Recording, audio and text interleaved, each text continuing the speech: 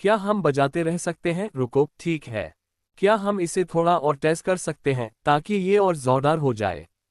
Greater than ये बहुत तेज है। ग्रेटर देन ठीक है, चलो शुरू करते हैं, ठीक है। ग्रेटर देन ठीक है, टू हमें बीट ढूंढनी होगी और फिर हमें बीट पर ताली बजानी होगी। ग्रेटर देन ठीक है। ठीक है। ठीक है, ये बहुत अच्छा है दोस्तों। ठीक है, हम ठीक हैं। हम ठीक हैं। धन्यवाद। ठीक है, कृपया रुकन। ठीक है, संगीत बैंड करें। धन्यवाद। ठीक है, बढ़िया। क्या आप प्रेजेंटेशन लगा सकते हैं? धन्यवाद। ग्रेटर देन ये सबसे ज्यादा जोश भरा होगा। एंटरप्राइज सॉफ्टवेयर में ऐसा कभी नहीं होता, टू बाकी सब यहां से थोड़ा नीचे की ओर है। ग्रेटर देन टू, अस एंट्री के लिए धन्यवाद, अस की तरह से तैयार किए गए एंट्री के लिए धन्यवाद। ग्रेटर देन जैसे आप कह रहे हैं, तथ्यों की पुष्टि करना, बहुत अच्छा। टू मैं एल तेली हूं, बॉक्स का सीईओ और को फाउंडर। एंटरप्राइज सॉफ्टवेयर कंपनी कैसे बनाएं, इस एडिशन में आपका स्वागत है। मेरी समझ से ऐसा हाई है। ये वह कोर्स है जो आप कर रहे हैं, है ना? क्या ये सही है? ग्रेटर देन नहीं, ठीक है, टू। ग्रेटर देन आज मेरा काम ये है। मेरा काम आपको ये समझाने की कोशिश करना है कि इस पूरी क्लास में बोलने वाले बाकी सभी लोग गलत हैं और आप असल में एक एंटरप्राइज सॉफ्टवेयर कंपनी बनाना चाहते हैं। और इसलिए उम्मीद है कि हम कर पाएंगे। इस पर थोड़ा काम करें और आपको अच्छी तरह समझ आ जाएगा कि एंटरप्राइज में होना क्यों सुपर कूल है। और क्यों पूरे कंज्यूमर स्पेस में जाने की बहुत सारी सोच है, जहां आप जानते हैं बहुत मजा आता है और सब कुछ। ये गलत क्यों है और आप एंटरप्राइज सॉफ्टवेयर क्यों बनाना चाहते हैं? कौन एंटरप्राइज सॉफ्टवेयर कंपनी बनाना चाहता है? अच्छा, ठीक है। आपका बहुत बहुत धन्यवाद। उम्मीद है कि हम आखिर में वोट करेंगे और उम्मीद है कि ये छोटा नहीं होगा। टू इस समय मेरा असल में यही एकमात्र लक्ष्य है। टू आज हम 3 चीज़ों के बारे में बात करने वाले हैं। पहली है बॉक्स का छोटा सा बैकग्राउंड और इतिहास। क्योंकि जब हमने कंपनी शुरू की थी, टू हमें नहीं पता था कि हम एंटरप्राइज करना चाहते हैं सॉफ्टवेयर, और इसलिए मैं थोड़ा बताना चाहता हूं कि हमने ये फैसला क्यों किया। एंटरप्राइज और आज हम जो करते हैं उसके बारे में बात करेंगे। और फिर मैं थोड़ी बात करूंगा कि क्या है एंटरप्राइज सॉफ्टवेयर में जो बड़े फैक्टर बदले हैं जिनकी वजह से आज इस कैटेगरी में स्टार्टअप करना मुनाफिन हुआ है। और फिर आखिर में हम कुछ पैटर्न के बारे में थोड़ी बात करेंगे जिनका आप फायदा उठा सकते हैं और कुछ तरीकों को पहचान सकते हैं और असल में खुद एक एंटरप्राइज सॉफ्टवेयर कंपनी बनाने के तरीक। और उम्मीद है कि ये कुछ प्रैक्टिकल काम की सलाह होगी। बस एक चेतावनी के तौर पर मेरी आवाज़, क्योंकि मैं पिछले कुछ दिनों से बहुत बोल रहा हूं। टू उम्मीद है मैं सलाह के तीसरे हिस्से पर आ पाऊंगा और असल में बात कर पाऊंगा। टू हम देखेंगे कि हम इसे कैसे करते हैं, लेकिन मैं बहुत सारा पानी पीने वाला हूं, इसलिए उसके लिए माफी चाहता हूं। टू एंटरप्राइज के लिए बनाना, हम इसी बारे में बात करने वाले हैं। टू बॉक्स के बारे में बस थोड़े से हाई लेवल स्टैट्स। हमारे पास लगभग 240,000 बिजनेस हैं जो प्रोडक्ट इस्तेमाल करते हैं। 27 मिलियन यूजर्स जिन्होंने बॉक्स को अपने ऑर्गेनाइजेशन में लाया है और इसे इंडिविजुअल्स के तौर पर इस्तेमाल किया है। और हम फॉर्च्यून 500 में लगभग 99% हैं। बदकिस्मती से आखिरी 1% असल में सिर्फ माइक्रोसॉफ्ट है और ऐसा लगता है कि वे हमसे खरीदना नहीं चाहते। टू ग्रेटर देन हमें इस पर थोड़ा काम करना होगा, लेकिन निश्चित रूप से काफी बड़ा स्केल, बहुत सारे यूजर्स जिन्होंने बॉक्स को एंटरप्राइज एनवायरनमेंट में लाया है। ये कुछ बड़े ऑर्गेनाइजेशन हैं जो प्रोडक्ट का इस्तेमाल कर रहे हैं। टू बहुत सारी इंडस्ट्रीज, सब कुछ जनरल इलेक्ट्रिक जैसे कंपनीज को मैन्युफैक्चरिंग और consumer products. Stanford health care असल में प्रोडक्ट का इस्तेमाल करता है हॉस्पिटल के माहौल और रिसर्च में सहयोग, लेकिन हेल्थ केयर, मीडिया, मैन्युफैक्चरिंग के बीच ये ऐसी इंडस्ट्रीज हैं जिन्हें हम सर्विस देते हैं। टू सवाल यह है कि हम यहां कैसे पहुंचे, क्योंकि हमने असल में कंपनी इसलिए शुरू नहीं की थी कि हम एक एंटरप्राइज सॉफ्टवेयर कंपनी बनाने की कोशिश करें। भले हाई चीजें ऐसे ही हुई। टू जब हमने प्रोडक्ट शुरू किया, टू हमने लॉन्च किया। कंपनी ने 2005 में इसकी शुरुआत की थी। हमें ये आइडिया असल में 2004 में कॉलेज में आया था और इसलिए क्या कोई इसका इस्तेमाल कर रहा था 2004 में इंटरनेट वापस। ठीक है बढ़िया। टू बेसिकली मुझे नहीं पता कि इस समय निम्नानिवुज इंटरनेट इस्तेमाल करते थे या नहीं। सॉरी। ठीक है, अब उम्र का मजाक नहीं। ठीक है, बात यह है। 2004 में इंटरनेट पर ज़्यादा कुछ नहीं हो रहा था। ये असल में थोड़ा बोरिंग था, है ना? ये फेसबुक से पहले की बात है। ये पक्का स्नैपचैट से पहले की बात है। बहुत सी चीजें ऐसी नहीं थीं जिन पर आप जा सकते थे। आप लोगों को 15 सेकंड के मैसेज और फोटो नहीं भेजे सकते थे जो गायब हो जाती थीं क्योंकि आपके पास उन्हें फोटो भेजने के लिए फोन भी नहीं था। 2004 में इंटरनेट पर ज़्यादा कुछ नहीं हो रहा था। असल में इंटरनेट ऐसा दिखता था, एक तरह से बंजर सुनसान जगह, और ये इंटरनेट था और बस साफ करने के लिए खुश ऊँट गूगल था और दुखी ऊँट याहू। ग्रेटर देन और असल में यही इंटरनेट था और ये सही है, ये 2004 का इंटरनेट है। याहू ने टैब से बहुत बेहतर किया है, लेकिन 2000 के दशक के बीच में वे निश्चित रूप से अपना रास्ता खोजने की कोशिश कर रहे थे और गूगल एक तरह से दुनिया पर कब्जा कर रहा था, लेकिन ये पूरी दुनिया थी, ये दुनिया का दायरा था। 2004 में कॉलेज में हमने जो देखा वह ये था कि किसी वजह से, और आज ऐसा उतना नहीं है, लेकिन 2004 में ये बहुत मुश्किल था। फाइल्स शेयर करें, और ये आइडिया ऐप जितना आसान लगता है, आप 10 साल पहले देखें तो ये सच में याटू था। अलग अलग कॉर्पोरेट नेटवर्क के जरिए डेटा मूव करना महंगा था या सच में मुश्किल था। उस समय मेरी इंटर्नशिप थी और इंटर्नशिप में डेटा का इस्तेमाल करके मेरा ज़्यादा काम असल में सिर्फ प्रिंटेड पेज कॉपी करना था और फिर उन्हें कैबिनेट में रख दें। अगर आप कंप्यूटर साइंस के स्टूडेंट नहीं हैं तो इंटर्न के तौर पर आप यही करते हैं। मैं पेपर कॉपी करने में सच में बहुत अच्छा था, और बदकिस्मती से ये कोई ऐसी स्किल नहीं है जो आज सच में काम की हो। लेकिन फाइल्स को स्टोर और शेयर करना बहुत मुश्किल था, और इसलिए हमने कहा, अच्छा क्यों ना हम कहीं से भी फाइल्स को स्टोर और शेयर करना बहुत आसान बना दें। और इसलिए हमें ये आइडिया आया। उस समय इसे box.net कहा जाता था, और हमने जो देखा वह ये था कि कई ऐसे फैक्टर थे जो सॉफ्टवेयर की दुनिया में बदलाव आया था। पहला यह था कि स्टोरेज की कीमत कुछ हद तक तेजी से गिर रही है। हमारे बिजनेस में असल में हर 1 या 2 साल में आप हार्ड ड्राइव में जाने वाले डेटा और स्टोरेज की मात्रा को दोगुना कर सकते हैं। जो 2 या 3 साल पहले फायदेमंद नहीं था, वह अचानक मुमकिन हो गया क्योंकि कंप्यूटिंग और स्टोरेज की लागत कम हो गई है। हमारे पास ज़्यादा पावरफुल ब्राउज़र और नेटवर्क थी, इसलिए फायरफॉक्स अभी उभार हाई रहा था, लोग बहुत ज़्यादा इस्तेमाल कर रहे थे। उनके घरों और क्लासरूम दोनों में तेज इंटरनेट मिला, और फिर लोगों के पास ज़्यादा जगहें थीं जहां वे हम जानकारी स्टोर और शेयर करना चाहते थे, और इसलिए हमारे पास ये 3 तरह के फैक्टर थे जो सभी एक साथ थे, अचानक उभार रहे थे।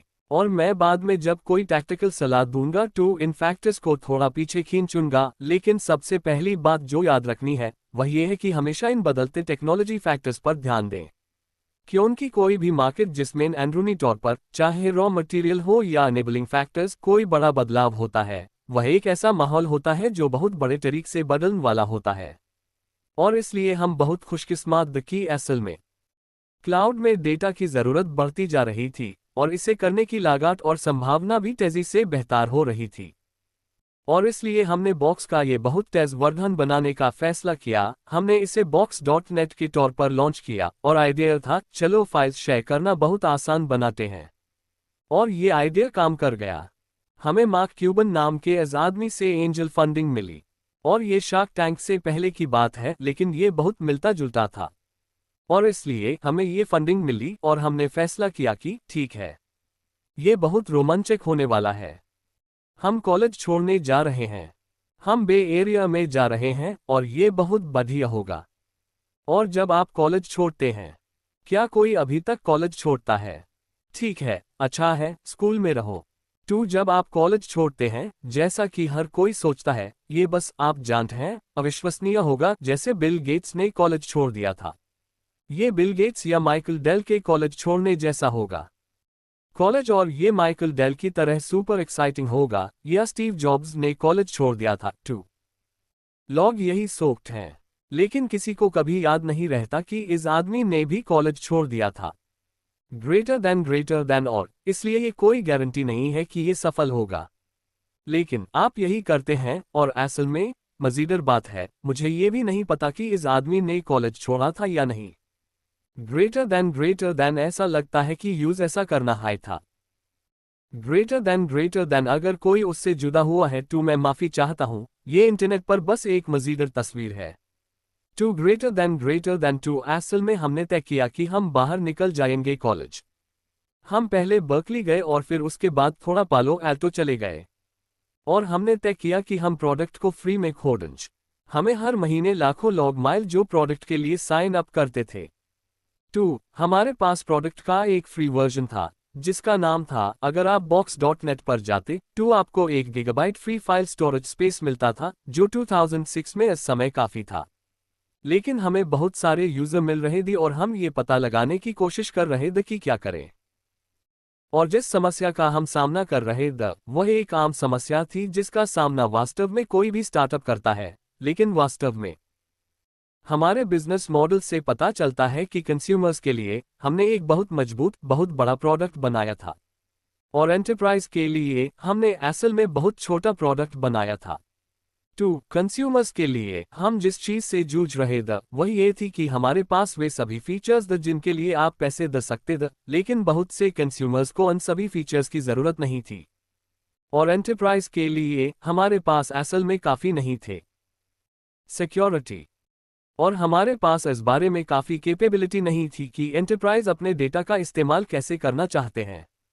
इसलिए हमारे पास असल में कंज्यूमर की जरूरत से ज्यादा फंक्शनैलिटी थी और एंटरप्राइज की जरूरत से कम। और इसलिए हम इस मोड़ पर आ गए और हमने खुद को असल में उस समय में पाया जहां ये पता लगाना बहुत मुश्किल था कि हम बिजनेस के साथ क्या करना चाहते हैं, इसलिए हमें एक चुनाव करना था, है ना? और इसलिए हम इस रास्ते पर थे जहां असल में हम एक ऐसे मोड़ पर थे जहां हमें चुनना था कि किस रास्ते पर जाना है।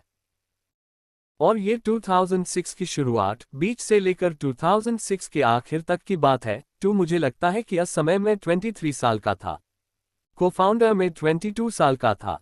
हमारी फाउंडिंग टीम और भी छोटी थी जब हम सब ने कॉलेज छोड़ा था और इसलिए 2006-2007 में हमने इंडू रास्टन की कल्पना की और दुनिया बहुत बहुत अलग थी। जैसे जब आप कोई कंज्यूमर स्टार्टअप करते हैं तो ये असल में बहुत मज़ेदार होता है और आप जानते हैं आप हर समय पार्टीज करते रहते हैं और ये बहुत एक्साइटिंग होता है। और फिर एंटरप्राइज आप असल में इन बड़े इनकम्बेंट्स से लड़ रहे होते हैं। ये काफ़ी चैलेंज मॉडल है, आप जानते हैं, क्योंकि आप जानते हैं लोग आमतौर पर एंटरप्राइज सॉफ्टवेयर से नफरत करते हैं। तो हमने कुछ ऐसा सोचा था कि दो रास्ते हमें इन दो दुनियाओं में से एक को चुनना था और इसलिए हमने इस पर गौर किया और कहा ठीक है, कंज्यूमर लव सच में मज़ेदार है। एंटरप्राइज में बहुत मुश्किल काम है और बहुत ज़्यादा कंपटीशन है, साथ हाई कंज्यूमर में भी। आप हमेशा इस बात से जूझते रहते हैं कि आप मोनेटाइज कैसे करते हैं। आप असल में लोगों से प्रोडक्ट्स के लिए पेमेंट कैसे करवाते हैं। और कंज्यूमर स्पेस में असल में सिर्फ दो तरह के बिजनेस मॉडल हैं जो आप कर सकते हैं। आप लोगों से अपने एप्लीकेशन के लिए पेमेंट करवा सकते हैं या आप एप्लीकेशन पर एडवर्टाइजिंग दे सकते हैं।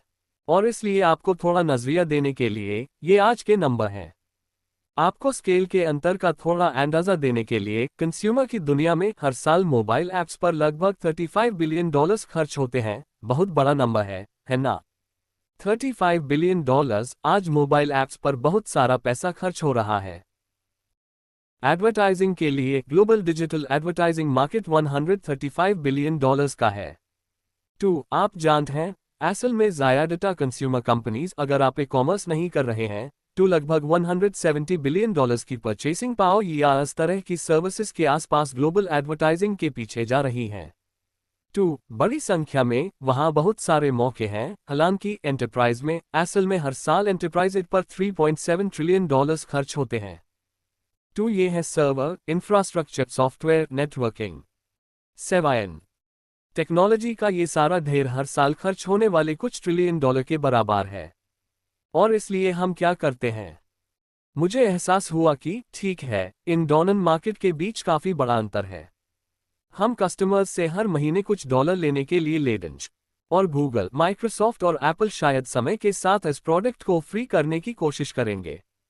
और ऐसी अफवाहें थीं कि गूगल ड्राइव आ रहा है और इस तरह के प्रोडक्ट जो आखिरकार आए, वे आने वाले थे। लेकिन एंटरप्राइज में ये इतना नहीं है कि वे हमेशा इत पर पैसे बचाने की कोशिश कर रहे हैं। वे असल में प्रोडक्टिविटी बढ़ाने की कोशिश कर रहे हैं। वे अपने बिजनेस से बेहतर परफॉर्मेंस पाने की कोशिश कर रहे हैं। टू वैल्यू इक्वेशन बहुत अलग है ना?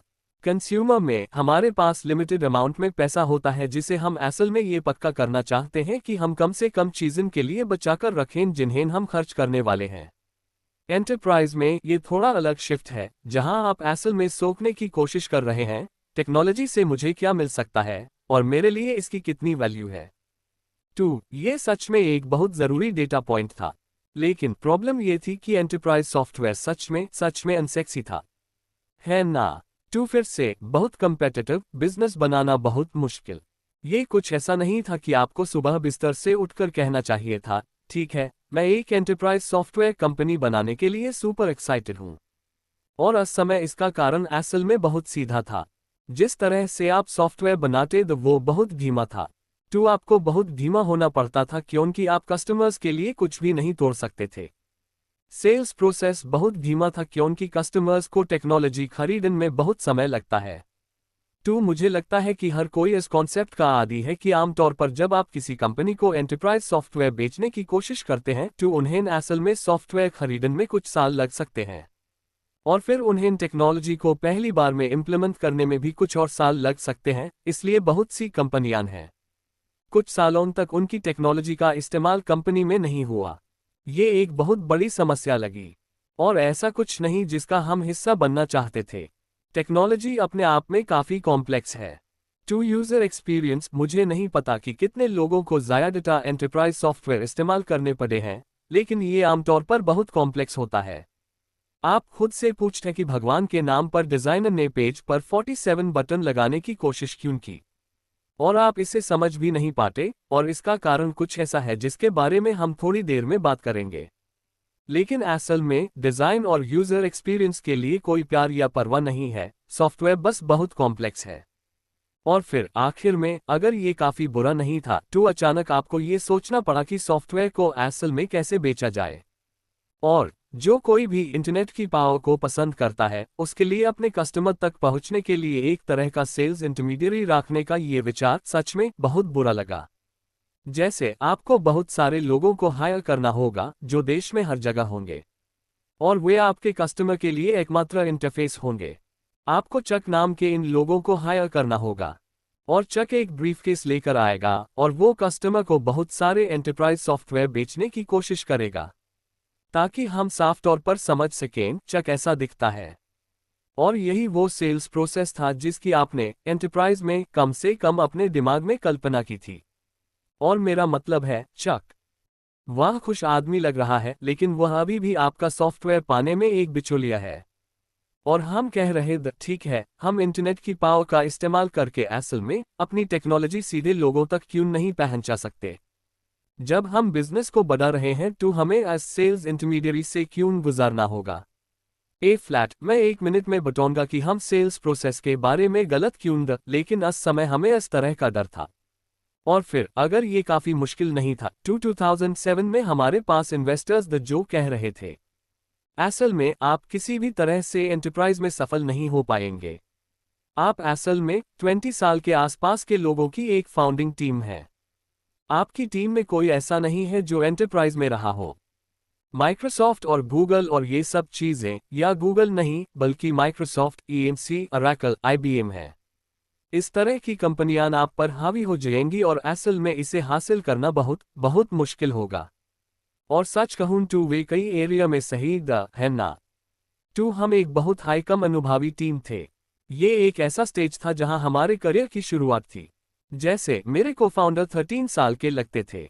सच में नहीं, बस साफ साफ कहूं तो वह ऐसे दिखते थे। ये कुछ हद तक समझ में आया, है ना। ये वह हमारे CFO के तौर पर हैं, मुझे लगता है ये वह 29 साल के हैं। लेकिन ऐसा लग रहा था कि हम पैसे लेकर भाग जाएंगे और डिज्नीलैंड जाएंगे। मैं पूरी तरह समझ सकता हूं कि उन्हें क्यों नहीं लगा कि हम ये कर पाएंगे। मैं उन्हें पैसे देने की सोच भी नहीं सकता। टू बेसिकली हमने तय किया कि ठीक है, हमें अभी भी ये करना है, हमें बस अपना बेस्ट शॉट देना है। हम अपनी कंपनी के स्केल, कंज्यूमर एक्सपीरियंस, डीएनए को लेंगे।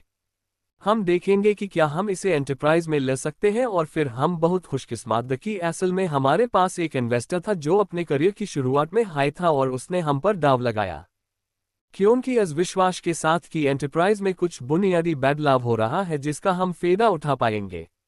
और इसलिए हमने तय किया कि अगर हम एंटरप्राइज करने वाले हैं, अगर हम एंटरप्राइज के पीछे जाने वाले हैं, हमें बहुत अलग नियमन के हिसाब से काम करना होगा। 2. सॉफ्टवेयर की कॉम्प्लेक्सिटी के बारे में क्या इस नए जमाने में कुछ बदल सकता है? इस बात का क्या कि सेल्स प्रोसेस बहुत धीमा है, क्या इसमें कुछ बदल सकता है? नया एरिया जमाना, हम सीधे यूजर और कस्टमर तक कैसे पहुंचें? अपनी टेक्नोलॉजी को वहां पहुंचें के एस बहुत एक तरह के इनडायरेक्ट प्रोसेस के बजाय हम अस यूजर के लिए डिजाइन कैसे बनाएं, ना कि सिर्फ सेल के लिए और एक तरह से आरएफपी प्रोसेस के लिए जिससे कस्टमर गुजरने वाला है।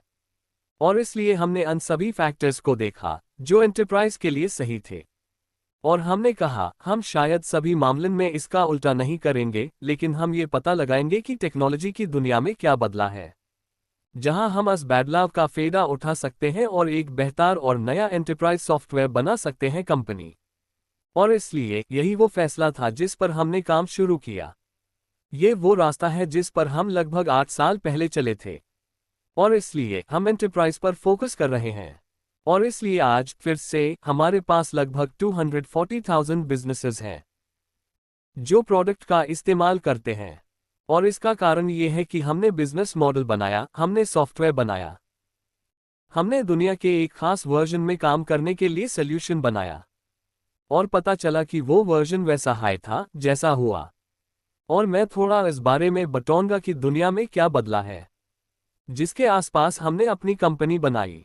और क्या मैं बहुत ज़्यादा, अगर आप एक एंटरप्राइज सॉफ्टवेयर कंपनी बना रहे हैं तो आपको ये सलाह दी जाती है कि आप अपनी कंपनी को ध्यान में रखें प्रौद्योगिकी और सॉल्यूशन के आसपास। 2. यही वजह थी कि हमने ये फैसला किया, और इसी तरह हमने प्रॉब्लम को हैंडल करना शुरू किया। फ्लैट में थोड़ी बात करना चाहूंगा। एंटरप्राइज में ऐसा क्या बदला है जिससे आज ज़मीन पहले से कहीं बेहतर और ज़्यादा आसानी से एंटर करना मुमकिन हो गया है? 2. एंटरप्राइज के बारे में सब कुछ, और फिर डेफिनेशन के हिसाब से वो सॉफ्टवेयर जो एक एंटरप्राइज इस्तेमाल करता है पिछले 5 सालों में हाई बदला गया है। ये शायद सबसे मैजिकल टाइम है, अगर कभी कोई मैजिकल टाइम हो सकता था। फ्लैट एक एंटरप्राइज सॉफ्टवेयर कंपनी बनाने का समय बिल्कुल सही है। ऑर्गेनाइजेशन में कितना बदलाव हो रहा है इस मामले में? 2. चलिए इनमें से कुछ बातों पर नजर डालते हैं। 2. पहली बात यह है कि ज़्यादा एप्लीकेशन कैटेगरी क्लाउड पर जा रही है, और बड़ा फाक यह है कि अगर आप एक customer relationship management software company या एक बिजनेस इंटेलिजेंस सॉफ्टवेयर कंपनी शुरू करने जा रहे थे, या 10-15 साल पहले एक कंटेंट मैनेजमेंट कंपनी भी, तो आपको असल में अपनी टेक्नोलॉजी को बेहतर बनाना पड़ता था। हर कस्टमर लोकेशन पर लागू किया गया, चाहे आपने कितने भी कस्टमर को बेचा हो, चाहे वे किसी भी इलाके में हों, हर एक कस्टमर को इसे अपने डेटा सेंटर में रखना था, और यही कामी थी। ऑन प्रेमिसेस कंप्यूटिंग के साथ आप ये सारा काम दोहरा रहे थे, आप बहुत ज़्यादा रिडंडेंसी बना रहे थे, और ये एंटरप्राइज के लिए सॉफ्टवेयर देने और बनाने की पूरी प्रक्रिया को धीमा कर रहा था। और फिर अचानक क्लाउड आ गया, Salesforce.com जैसी चीजें पसंद। Amazon वेब सर्विसेज ने बेसिकली कहा, ऐसा क्यों है कि हर कस्टमर जो बस कुछ सर्वर इंप्लीमेंट करना चाहता है, यूज सर्वर खरीदन पड़ते हैं, उन्हें अपने डेटा सेंटर में रखना पड़ता है, सारी सिक्योरिटी लगनी पड़ती है, अन सर्वर के आसपास सारी नेटवर्किंग करनी पड़ती है, और फिर 6 महीने बाद वे लाइव हो जाते हैं, और फिर कोई डेवलपर उन्हें ऑर्गेनाइजेशन में इस्तेमाल कर सकता है, या यही बात किसी एप्लीकेशन के साथ भी कर सकता है। Amazon ने कहा कि आज इसका कोई मतलब क्यों है जब हम बस हजारों लाखों को एक साथ जोड़ सकते हैं, सैकड़ों हजारों सर्वर, और उन्हें ऑन डिमांड उपलब्ध कराएं, और जब आपको जरूरत हो तो आप बस वही इस्तेमाल करें जो आप चाहते हैं। और ये साफ तौर पर क्लाउड कंप्यूटिंग की परिभाषा है। लेकिन जो हो रहा है वो ये है कि आखिरकार बड़ी कंपनियों में CIO इसका फायदा उठा रहे हैं। टू ये इस कमरे में मौजूद सभी के लिए साफ लगता है क्योंकि आप कभी भी अपने सर्वर खरीदकर कंपनी नहीं बनाएंगे। आप इसे Amazon या गूगल या अजूर या किसी और पर शुरू करेंगे। लेकिन एक कंपनी के लिए इज़मेन डैशकॉन सचमुच डैशकॉन का इन्वेस्टमेंट होता है। इंफ्रास्ट्रक्चर जिसे ऐप क्लाउड पर जाना होगा।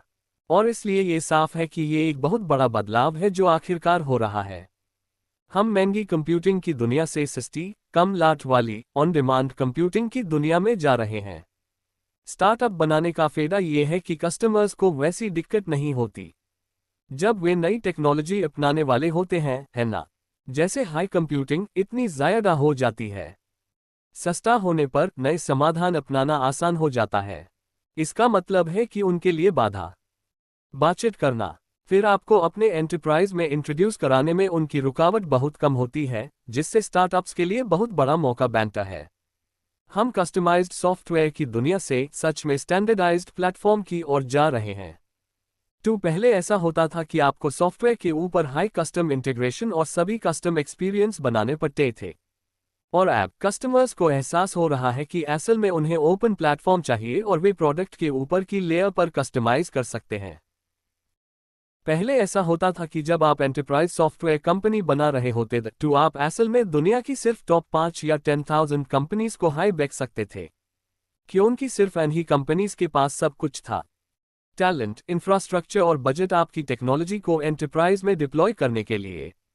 आज सच में दो लोगों की कंपनी बॉक्स के लिए साइन अप कर सकती है। साथ हाई हम जनरल इलेक्ट्रिक के साथ काम करते हैं जिसमें 300,000 से ज्यादा एम्प्लॉय हैं।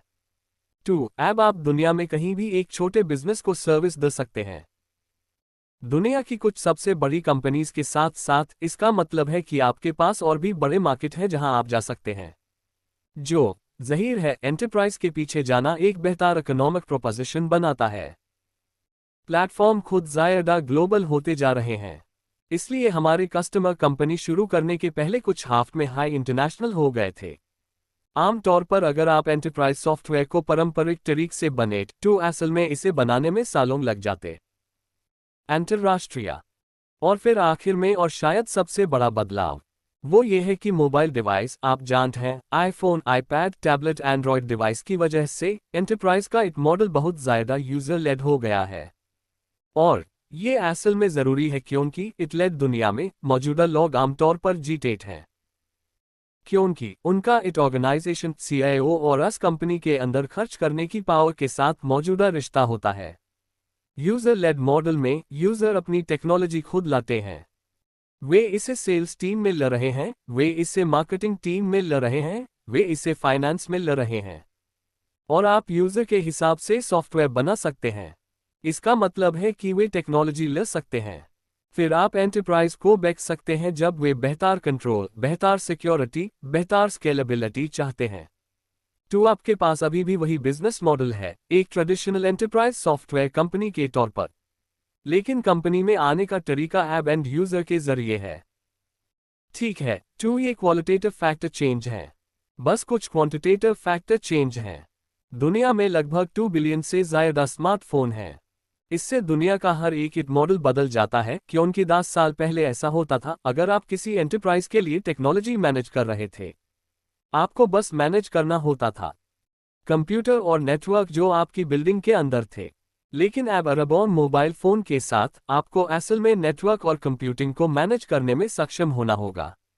ये नेटवर्क पर कहीं भी और कभी भी होगा। और इससे सॉफ्टवेयर कंपनीज के लिए बहुत बड़े मौके बने हैं, क्योंकि किसी भी मौजूदा कंपनी ने टेक्नोलॉजी स्टैक, मेरी आवाज़ फिर से टूटने के लिए माफ़ करना, इसलिए किसी भी मौजूदा व्यक्ति ने टेक्नोलॉजी स्टैक नहीं बनाया है। इस अगली पीढ़ी के काम को ताकत मिलती है और एंटरप्राइज अपने डेटा का इस्तेमाल कैसे कर रहे हैं। इससे बहुत बड़ा बदलाव आता है स्टार्टअप का मौका। लगभग 3 बिलियन लोग ऑनलाइन हैं। इसका मतलब है कि हर एक कंपनी अपने प्रोडक्ट्स को अपने कस्टमर्स तक पहुंचाने का तरीका बराबर बदल रही है। इसका मतलब है कि हर इंडस्ट्री बदलती है, और इसलिए असल में सिर्फ दो हाई मौके होते हैं जब एंटरप्राइज में टेक्नोलॉजी में क्रांति आएगी। पहला टैब होगा जब रॉ मटेरियल बदलेगा। कंप्यूटिंग की कॉस्ट कम हो जाएगी, और फिर सेंट्रलाइज करना बेहतर होगा, और फिर लोगों को डिमांड पर इसका इस्तेमाल करने दें। दूसरा बड़ा बदलाव यह है कि जिन कस्टमर्स को इन एंटरप्राइज को पाना है, उन्हें अन एंटरप्राइज के प्रोडक्ट्स के साथ काम करने के नए एक्सपीरियंस की जरूरत है। मैं आपको एक उदाहरण देता हूं। अगर आप जानते हैं, जब आप कैंपस से बाहर जाते हैं तो आप शायद उबर या लिफ्ट जैसी किसी चीज का इस्तेमाल करते हैं। उदाहरण के लिए, अगर आप ट्रांसपोर्टेशन बिजनेस में हैं, अगर आप शिपिंग बिजनेस में हैं, अगर आप लॉजिस्टिक बिजनेस में हैं, तो उबर आपकी इंडस्ट्री में एक बड़ा बदलाव लाता है। इसलिए आप उबर को बिना समझे बस ऐसे ही रहने और अपना काम करने नहीं दे सकते। उबर के क्या मतलब हैं? इंस्टाकार्ट के क्या असर हैं? लिफ्ट का मेरे बिजनेस मॉडल पर क्या असर है? और इसलिए ऐसी दुनिया में जहां कंपनियां इस तरह के बदलाव से निपट रही हैं, उन्हें अपने बिजनेस मॉडल को बेहतर बनाने और इस रुकावट के हिसाब से ढलने में मदद के लिए नई टेक्नोलॉजी की जरूरत होगी। और इसलिए हर इंडस्ट्री में और इसलिए ये वर्टिकल सॉफ्टवेयर कंपनियां बनाने का भी एक शानदार समय है। इंडस्ट्रीज। अभी हर एक इंडस्ट्री एक बड़े बिजनेस मॉडल और टेक्नोलॉजी से जुड़ी रुकावट से गुजर रही है। इसका मतलब है कि उन्हें इससे निपटने में मदद के लिए स्टार्टअप्स से टेक्नोलॉजी की जरूरत होगी। मैं आपको कुछ उदाहरण देता हूं। 2. रिटेल इंडस्ट्री में एक तरह का ओमनी चैनल या मल्टी चैनल कॉमर्स का आइडिया है। आप ऑनलाइन शॉपिंग करेंगे, आप अपने फोन पर शॉपिंग करेंगे, आप स्टोर में शॉपिंग करेंगे और आप चाहते हैं कि चीजें आप तक डिलीवर भी हों। 2. रिटेल इंडस्ट्री में ज़्यादातर मौजूदा टेक्नोलॉजी मल्टी चैनल कॉमर्स को पावर नहीं देती है। नहीं, कोई भी इसके लिए टियर नहीं है कि जब कंज्यूमर असल में कहीं से भी कभी भी सामान खरीदना चाहे तो इसका क्या मतलब होता है। बेहतर जानकारी और बेहतर इंटेलिजेंस के साथ। इसलिए दुनिया के हर रिटेलर को एक नए की जरूरत होगी। टेक्नोलॉजी स्टैक उनके रिटेल एक्सपीरियंस को पावर देने के लिए। हेल्थ केयर स्पेस में हर एक हेल्थ केयर इंस्टीट्यूशन ज़्यादा पर्सनलाइज्ड एक्सपीरियंस, ज़्यादा प्रेडिक्टिव एक्सपीरियंस बनाने के तरीके खोजने की कोशिश कर रहा है। वे चाहते हैं कि दवा हर व्यक्ति के हिसाब से बदली जाए। जैसे जैसे हेल्थ केयर का बिजनेस मॉडल सर्जरी के लिए चार्ज करने, चेकअप के लिए चार्ज करने से बदल रहा है, और इसके बजाय जहां ग्राहक भुगतान करता है वेलनेस और हेल्दी रहना, फिर अचानक हर हेल्थ केयर इंस्टीट्यूशन को हेल्थ केयर एक्सपीरियंस देने के लिए बेहतर टेक्नोलॉजी की जरूरत होगी। वे टेलीमेडिसिन देना चाहेंगे। वे सिर्फ एक जैसे हॉस्पिटल के माहौल के बजाय ज़्यादा रीजनल जगहों पर हेल्थ केयर देना चाहेंगे। इसके नए इस्तेमाल के मामले सामने आने वाले हैं। हमारे इलेक्ट्रॉनिक हेल्थ रिकॉर्ड एक से कैसे जुड़ेंगे ताकि डॉक्टर बेहतर फाइल ल सकें। इन सभी चीज़ों के लिए नए एंटरप्राइज की ज़रूरत होगी। इन बिजनेस और इन इंडस्ट्रीज को पावर देने के लिए सॉफ्टवेयर।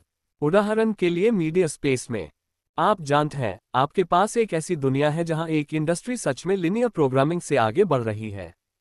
तो चाहे वो टेलीविजन हो या म्यूजिक हो या मूवीज हों, वहां एक तरह का बहुत linear supply chain oriented business model है।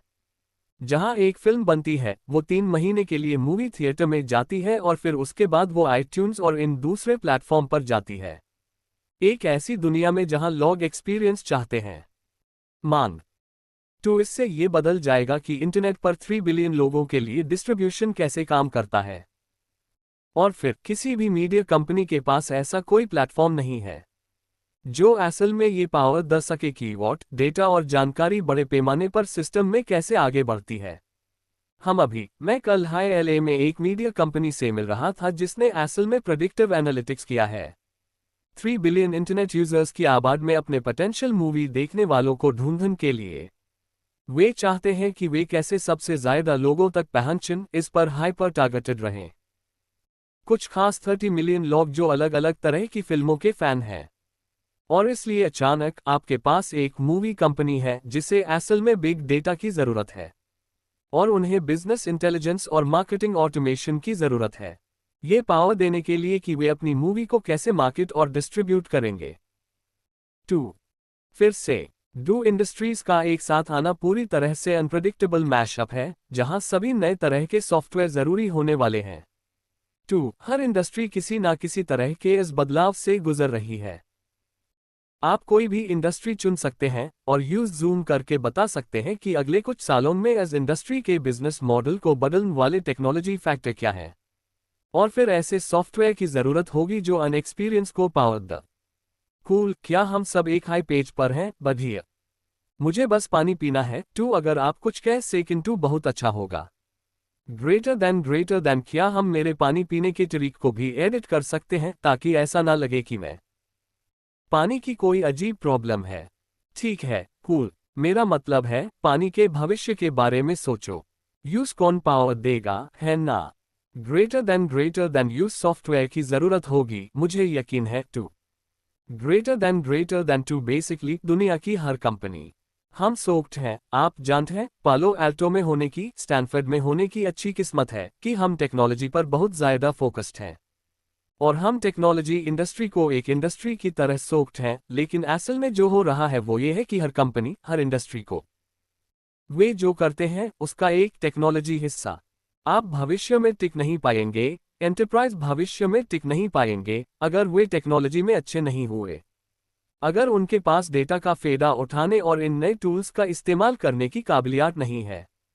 लेकिन वे ऐसा टेक्नोलॉजी इंडस्ट्री के साथ काम करके करेंगे, ना कि हर कोई अपनी एक्सपर्टीज बढ़ाए। 2 अगले 5 से 10 सालों में बहुत सारी पार्टनरशिप होंगी जहां कंपनियां आपको इसकी जरूरत पड़ेगी। स्मार्ट तरीक से काम करने के लिए, तेजी से काम करने के लिए टेक्नोलॉजी का इस्तेमाल करें। उन्हें ये ज्यादा सुरक्षित तरीक से करना होगा और इससे ना सिर्फ इन माहौल में लोग कैसे काम करते हैं, बल्कि आखिर में इन कंपनियों के बिजनेस मॉडल भी बैलेंस। 2 ये इसका दूसरा फैक्टर था। ये वो सारी चीजें हैं जो बदली गई हैं। ए फ्लैट कुछ प्रैक्टिकल सलाह कि आपको शुरू करने में किस तरह की मदद मिलेगी। और सच कहूं तो ज्यादातर सलाह पीछे मुड़कर देखने की है, जिसका मतलब है कि हमेशा चीजें ऐसी नहीं होती। लेकिन मैं समय को पीछे मुड़कर देख सकता हूं और कह सकता हूं, ये वो चीजें हैं जिनकी वजह से कुछ चीजें सच हुई। इसलिए कंपनी बनाने के बारे में बहुत ज्यादा तय करना मुश्किल है, और हो सकता है कि आपने इन सभी चीजों को पूरी तरह से समझ ना लिया हो। लेकिन ये आपको कुछ पैटर्न पहचान और मौके देने में मदद करेंगे, जिनका फायदा आप एक एंटरप्राइज सॉफ्टवेयर कंपनी बने समय उठा सकते हैं या बनाने के बारे में सोच सकते हैं। 2 पहला है टेक्नोलॉजी में रुकावटों को पहचानना। और ये सच होगा चाहे आप कंज्यूमर बना रहे हों या एंटरप्राइज। बाकी ज्यादा एंटरप्राइज ओरिएंटेड हैं, लेकिन अगर आप एक टेक कंपनी बनाने जा रहे हैं तो ये एंटरप्रेन्योरशिप के लिए बेसिक है। इसलिए आपको नई एनेबलिंग टेक्नोलॉजी या बड़े ट्रेंड्स जैसे फंडामेंटल ट्रेंड्स को देखना होगा, जो चीज़ों को करने के तरीक और उन्हें कैसे किया जा सकता है के बीच एक बड़ा गैप पैदा करते हैं। हो गया। और इसलिए अपने बिजनेस को देखते हुए बेसिकली अंतर ये था कि स्टोरेज सस्ता हो रहा था, इंटरनेट तेज हो रहा था, ब्राउज़र बेहतर हो रहे थे। फिर भी हम अभी भी इसके जरिए फाइल्स शेयर कर रहे थे। बहुत मुश्किल, बहुत रहस्यमय, बहुत धीमा और बोझिला तरीका। 2 जब भी जो मुमकिन है और आज चीजें कैसे काम करती हैं उसके बीच का अंतर सबसे ज्यादा होता है। 2 वो किसी प्रॉब्लम को सॉल्व करने के लिए नई टेक्नोलॉजी बनाने का मौका होता है। और इसलिए जब आप एंटरप्राइज को देख रहे हैं तो सवाल यह है कि कंप्यूटिंग की लाट इतनी तेजी से गिरने से एंटरप्राइज अपने डेटा के साथ क्या कर सकते हैं, इसमें क्या बदलाव आता है। बिजनेस मॉडल के नज़रिए से आप क्या कर सकते हैं, इससे क्या बदलाव आता है जो नामुमकिन था। या 2 10 या 15 साल पहले जो इकोनॉमिक फीजिबिलिटी या टेक्निकल फीजिबिलिटी थी वो अब अचानक मुमकिन हो गई है। और एक मजेदार बात जो आप कभी कभी कर सकते हैं वो ये है कि अगर आप 1990 या 1980 के दशक के आर्टिकल देखें, टेक्नोलॉजी के बारे में बिजनेस आर्टिकल, हम असल में बस वही टेक्नोलॉजी दोहरा रहे हैं जो 10, 20, 30 साल पहले आजमाई गई थी। बस ये बहुत महंगी थी, ये बहुत बेकार थी और हमारे पास इसे मुमकिन बनाने के लिए टेक्नोलॉजी नहीं थी। तो आप देख सकते हैं कि ये पैटर्न लगातार बन रहा है। जहां 5 या 10 साल पहले जो काम नामुमकिन था वो अचानक बहुत प्रैक्टिकल हो गया। तो मैं आपको एक उदाहरण देता हूं। प्लैंग्रेड नाम की एक कंपनी है। क्या किसी को पता है कि प्लैंग्रेड क्या करती है? ठीक है, बढ़िया। क्या आप कंस्ट्रक्शन इंडस्ट्री में हैं? आप हैं। ग्रेटर देन हाँ, मैं हूं। ग्रेटर देन ही भगवान। इसका क्या मतलब है? ग्रेटर देन प्लैंग्रेड के मामले में या कंस्ट्रक्शन की तरह? Greater than construction.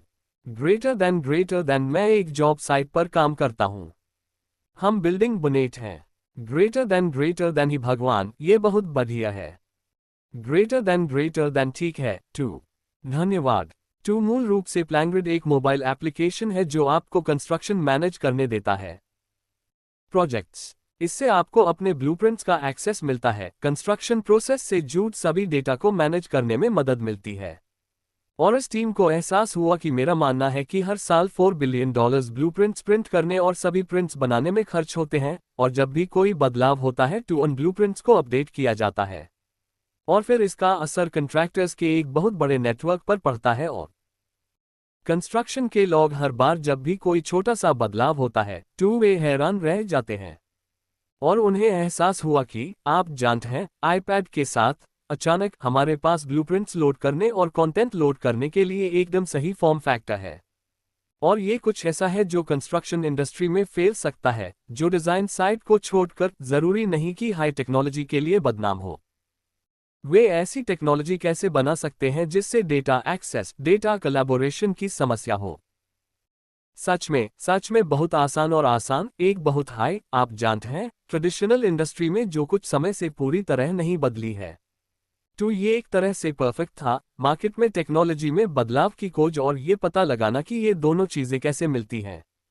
और फिर इस टीम ने इससे एक शानदार स्टार्टअप बनाया जो बहुत अच्छा कर रहा है और कंस्ट्रक्शन इंडस्ट्री पर पूरी तरह से कब्जा कर रहा है, जैसा कि इस व्यक्ति ने साबित किया है। धन्यवाद। ग्रेटर देन टू, अगली बात यह है कि एंटरप्राइज में आप जानबूझकर छोटे से शुरू करना चाहते हैं। मेरा मतलब है कि आप ढूंढना चाहते हैं, और ये फिर से बहुत सी कंपनीज के लिए सच है, लेकिन एंटरप्राइज में यूजर लेड पैराडाइम में और भी ज्यादा सच है। आप वो वेज ढूंढना चाहते हैं जो एक तरह से बहुत नेचुरल जगह है, जहां आप एक ऐसा प्रोडक्ट बना सकते हैं जो दूसरे मौजूदा प्रोडक्ट्स के गैप के बीच आ जाएगा। लेकिन ये कुछ ऐसा है जिसके बारे में आपको लगता है कि समय के साथ ये एंटरप्राइज आर्किटेक्चर का ज्यादा जरूरी हिस्सा बन जाएगा। 2. आप जो करना शुरू करना चाहते हैं वो ये कहना है कि हम इस प्रॉब्लम के एक छोटे से हिस्से को लेंगे, हम इस पर यूजर एक्सपीरियंस को पूरी तरह से जबरदस्त बनाने जा रहे हैं। हम या टू बिजनेस मॉडल बदलने जा रहे हैं। हम नई टेक्नोलॉजी बनाने जा रहे हैं जो इस पहले की मुश्किल प्रॉब्लम को सच में बहुत आसान बना देगी। और ये शुरू में छोटा लग सकता है। हो सकता है कि आप छोटे बिजनेस के पीछे जा रहे हों और फिर आप अप मार्केट में चले जाएं। हो सकता है कि आप इसे यूज केस का बस एक छोटा सा हिस्सा शुरू कर रहे हों और फिर आप इसे बढ़ा दें। लेकिन आप जानबूझकर छोटे से शुरू करते हैं क्योंकि आप किसी बड़े बिजनेस से मुकाबला नहीं कर पाएंगे। पदाधारी, क्योंकि जो पहले से मौजूद है वो हमेशा पूरे सॉल्यूशन के लिए हाई जाएगा।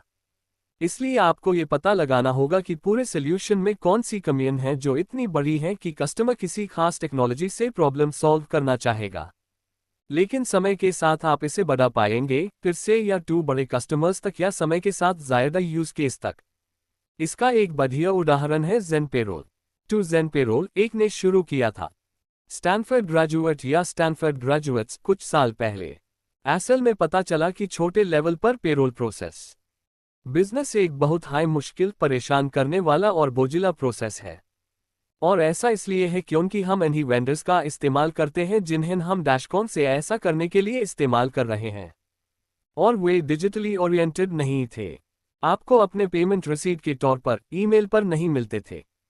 ये बहुत मुश्किल था। सच में आपकी सैलरी के ग्राफ देखने को मिलते हैं। इसके बारे में कोई अच्छा डेटा नहीं था। और उन्होंने कहा, हम बस वही हिस्सा कटेंज जो स्टार्टअप्स के लिए सबसे ज्यादा तकलीफदेह है, लोगों को हायर करना और लोगों को पेमेंट करना, जो कि पेरोल मैनेजमेंट प्रोसेस है। हम बहुत सारे मौजूदा इंफ्रास्ट्रक्चर का इस्तेमाल करने जा रहे हैं, लेकिन हम इसे करना बहुत आसान बनाने जा रहे हैं।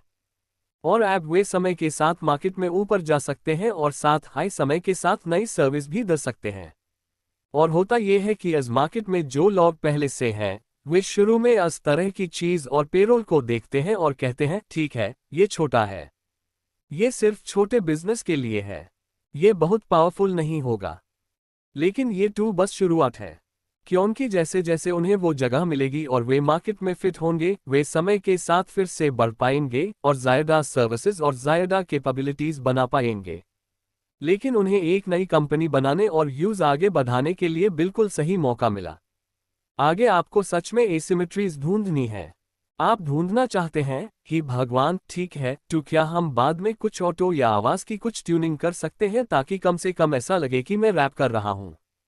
ऐसी चीजें करें जो मौजूदा लोग नहीं कर सकते या नहीं करेंगे क्योंकि ये आर्थिक या तकनीकी रूप से मुमकिन नहीं है। ठीक है, तो आप वो करना चाहते हैं, आप वो काम करना चाहते हैं जो मौजूदा लोग नहीं कर सकते या नहीं करेंगे क्योंकि या तो उनके लिए इकोनॉमिक्स समझ में नहीं आता, या इकोनॉमिक्स बहुत अलग है, बहुत अनोखी है, या क्योंकि तकनीकी रूप से वे नहीं कर सकते। मैं आपको दो उदाहरण देता हूं। अगर आप आज एस एंटरप्राइज के लिए सॉफ्टवेयर बनाने जा रहे हैं जो किसी मौजूदा कंपनी के पीछे पड़ा है, कैटेगरी जिसमें ज़्यादा मीठा ओरिएंटेड अप्रोच है, तो आप क्या करना चाहते हैं? आप बनाना चाहते हैं ऐसी टेक्नोलॉजी जो प्लेटफॉर्म एग्नोस्टिक होगी, क्योंकि अच्छे प्लेयर्स जो करेंगे वो ये है कि वे चाहते हैं कि सब कुछ उनके साथ इंटीग्रेटेड हो और अस वर्टिकल इंटीग्रेशन से ज़्यादा वैल्यू माइल। लेकिन आप एक अलग एक्सेस चाहते हैं, यानी आप चाहते हैं कि आपकी टेक्नोलॉजी सभी प्लेटफॉर्म पर काम करे। तो इस तरह आप कई अलग अलग तरह के कस्टमर्स के साथ काम कर सकते हैं और आप कई अलग अलग तरह के प्लेटफॉर्म के सहयोगी बन सकते हैं जो एक ट्रेडिशनल कंपनी नहीं कर पाती है। तो ये कुछ ऐसा है जो आमतौर पर टेक्निकली मुमकिन नहीं होता, क्योंकि या तो कुछ कैसे बनाया गया है, या क्योंकि बिजनेस मॉडल का बेसिक हिस्सा ऐसा नहीं करना है मौजूदा कंपनी। लेकिन दूसरी बात यह है कि ऐसी चीजें करने की कोशिश करें जो आर्थिक रूप से मुमकिन ना हों। आप किसी मौजूदा कंपनी के कॉस्ट स्ट्रक्चर को देख सकते हैं और पता लगा सकते हैं कि वे अपनी कीमतें कहां कम नहीं कर पाएंगे, क्योंकि वो बिजनेस मॉडल कंपनी के होने के लिए जरूरी है। या आप कस्टमर से पैसे कमाने के तरीक कहां ढूंढ सकते हैं जो अजीब या अनोखे हों, जिन्हें पहले किसी ने खोजा ना हो, और इसलिए किसी और के लिए ऐसा करना सच में प्रैक्टिकल नहीं है। ये एक कंपनी है जिसका नाम जेनिफिट्स है, जहां उनकी एक एचआर मैनेजमेंट सॉफ्टवेयर कंपनी है जो एक छोटे स्टार्टअप के तौर पर आपके सभी बेनिफिट्स, आपकी सभी एचआर जानकारी को मैनेज करने में आपकी मदद करती है। और स्टार्टअप से चार्ज लेने के बजाय, जो शायद इस सॉफ्टवेयर को स्टेज पर वैल्यू न द जिस पर वे हैं। उन्हें एहसास हुआ कि उन्हें इंश्योरेंस कंपनी से कमीशन मिल सकता है, और इससे असल में पेमेंट हो जाता है उनके सॉफ्टवेयर को इस्तेमाल करने की काबिलियत। कस्टमर खुद जेनिफिट्स के लिए पेमेंट नहीं कर रहा है, जेनिफिट्स प्लेटफॉर्म के लिए इंश्योरेंस कंपनी पेमेंट कर रही है। और इस तरह उन्होंने एक ऐसा बिजनेस मॉडल बनाया है जिसके बारे में कोई दूसरी सॉफ्टवेयर कंपनी सोच भी नहीं पाए या इस पर अटैक नहीं कर पाए। और वे एक ऐसी कैटेगरी में भी बदलाव ला रहे हैं जिसमें इन पहले बहुत ज़्यादा इनोवेशन नहीं हुआ है, जो है छोटे बिजनेस के अंदर हेल्थ और बेनिफिट का एरिया। अगला है, आप सच में कुछ अजीब लेकिन फिर भी कुछ हद तक ठीक ठाक ढूंढना चाहते हैं। भीतर के बाहरी लोग, कस्टमर इकोसिस्टम। आपको ऐसे कस्टमर ढूंढन होंगे जो अपने बिजनेस या अपने बिजनेस मॉडल या अपनी इंडस्ट्री के सबसे आगे हों और उनके बारे में खास बातें पता करें। कस्टमर्स को पहचानें और उन्हें अपने शुरुआती अपनाने वालों के तौर पर इस्तेमाल करें। पॉल ग्राहम का एक बहुत अच्छा आर्टिकल है जिसमें वे भविष्य में जीने और भविष्य में रहते हुए जो कामी है यूज पूरा करने के बारे में बात करते हैं। ये एक तरह से डिस्टॉर्शन के ट्रेंड्स और पैटर्न को पहचान का एक आसान तरीका है जो सामने आ रहा है। काम की जगह पर भी यही बात लागू होती है। अगर आपको ऐसे कस्टमर मिलते हैं जो भविष्य में काम कर रहे हैं, तो आप उनके साथ मिलकर ये पता लगा पाएंगे कि भविष्य में काम करते समय क्या कामी है, और हम ऐसी टेक्नोलॉजी कैसे बनाते हैं जो आने वाले इन सभी नए इस्तेमाल के मामलों को सपोर्ट करे। स्काईकैच नाम की एक कंपनी है जो एंटरप्राइज ड्रोन बनाती है। और पहले ये थोड़ा अजीब लगता है, लेकिन कंस्ट्रक्शन में, स्पेस में, खेती में, तेल और गैस में वे ऐप डेटा कैप्चर करने और मॉडलिंग करने की क्षमता के लिए ड्रोन का इस्तेमाल कर रहे हैं अलग अलग माहौल के। और इसलिए ये कंपनी उन सभी कंपनीज को ढूंढ पाती है जो अपनी इंडस्ट्री में सबसे आगे हैं, अन ऑर्गेनाइजेशन के काम करने के तरीके में क्या खास पा नया है। और उन्होंने अपना प्लेटफॉर्म बनाने के लिए शुरुआती अपनाने वालों में से बहुत से लोगों के साथ काम किया, जो फिर से सच में पहली एंटरप्राइज ड्रोन कंपनीज में से एक है। आइडिया यह है कि अपने मार्केट को देखें, अन कस्टमर्स को ढूंढें जो मार्केट में सबसे आगे हैं, जो आगे बढ़ने के लिए टेक्नोलॉजी का इस्तेमाल करते हैं और जो परफॉर्मेंस के फायदे के लिए टेक्नोलॉजी का इस्तेमाल करते हैं, और फिर उनके साथ काम करके पता करें कि आपका प्रोडक्ट कैसे बेहतर हो सकता है। 2 मिनट, ठीक है। अच्छा, ठीक है। 2 अगला है। और फिर ऐप से 5 मिनट में पार्ट 2 है, या ऐसा नहीं है? ठीक है। 2 अपने कस्टमर्स की बात सुनें, लेकिन हमेशा वैसा ना बनाए जैसा वे आपको बता रहे हैं। एंटरप्राइज सॉफ्टवेयर बनाने में ये एक बहुत ज़रूरी फाक है। आपके कस्टमर्स के पास बहुत सारी रिक्वेस्ट्स होंगी। आपका काम उन रिक्वेस्ट्स को मिलाकर एक फाइनल प्रोडक्ट बनाना है। इसका मतलब ये नहीं है कि आप वही बनाएंगे जो वे आपको बनाने के लिए कहते हैं। सुनना आपका काम है, उनकी समस्याओं के लिए, लेकिन असल में उन्हें उन समस्याओं का सबसे अच्छा और आसान समाधान बनाने में बदलना। ये असल में आपका काम है, और पलंटीर उदाहरण के लिए बहुत बहुत मुश्किल समस्याओं के साथ ऐसा करता है। और फिर वे उन्हें बहुत बहुत मुश्किल समस्याओं के लिए आसान समाधानों में बदल देते हैं। नहीं, टू कस्टमर को पता नहीं होता कि कैसे पूछना है। आप मॉड्यूलर बनाना चाहते हैं, कस्टमाइज नहीं। इसलिए सभी कस्टम टेक्नोलॉजी और कस्टम वर्टिकल बनाने के बजाय एक प्लेटफॉर्म बनाएं। सॉफ्टवेयर में सीधे अनुभव पक्का करें कि आप अभी में ओपनर्स के बारे में सच में सोचें, ताकि वर्टिकल या कस्टम अनुभव मिल सकें। इसे सीधे प्रोडक्ट में ना डालें। हमेशा यूजर पर फोकस करें। 2 फिर से अभी एक एंटरप्राइज सॉफ्टवेयर कंपनी बनाने की जादुई बात यह है कि आप कंज्यूमर डीएनए को प्रोडक्ट के सेंटर में रख सकते हैं। इसका मतलब हमेशा ये होगा कि इसे अपनाना आसान होगा। आपके प्रोडक्ट के वायरल होने का चांस बहुत ज़्यादा होता है। इसे ऑर्गेनाइजेशन में बेचना आसान हो जाता है। इसलिए हमेशा पक्का करें कि आप प्रोडक्ट डेवलपमेंट प्रोसेस में कंज्यूमर डीएनए को शामिल करें। और आपका प्रोडक्ट खुद बिकना चाहिए, लेकिन इसका मतलब ये नहीं है कि आपको सेल्स पर्सन की ज़रूरत नहीं है। तो ये सच में बहुत ज़रूरी। अंतरा इंटरनेट के बारे में हर चीज़ का फ़ायदा उठाएं, अपने यूजर्स तक पहुंचने के लिए हर चीज़ का फ़ायदा उठाएं। कस्टमर्स लेकिन आपको अपने कस्टमर्स को अपने प्रोडक्ट को नेविगेट करने में मदद करने के लिए सेल्स की ज़रूरत होगी। अपने कस्टमर्स को कम्पेटिटिव माहौल और इकोसिस्टम में आगे बढ़ाने में मदद करें। 2 आपको ऐसे कंसल्टेटिव बहुत डोमेन ओरिएंटेड सेल्स वाले लोग चाहिए होंगे, जो आपके कस्टमर को इन ऑर्गेनाइजेशन में डिप्लॉय और अनेबल करने में मददगार हो सकें। लेकिन इसे सब्स्टिट्यूट ना बनाएं। इसे एक बढ़िया प्रोडक्ट ना बनाने की रुकावट ना बनाएं। 2 आपको असल में प्रोडक्ट को सेंटर में रखना होगा। मिक्स्ड पैनल नाम की कंपनी डेवलपर के जरिए आती है, और फिर समय के साथ वो यूज बैक पार्ट है। ऑर्गेनाइजेशन जिसमें सेल्स पर आधारित प्रोसेस ज़्यादा हो। ये 3 किताबें भी पढ़ें। 2 क्रॉसिंग द चैज़म, इनोवेटर्स डिलेमा और बिहाइंड द क्लाउड। ये तीनों एक साथ, खासकर अगर आप पढ़ते हैं, अगर आप बिजनेस करते हैं और आप बस इन तीनों को पढ़ते हैं, आप निश्चित रूप से एक बड़ी सॉफ्टवेयर कंपनी के साथ बाहर आएंगे।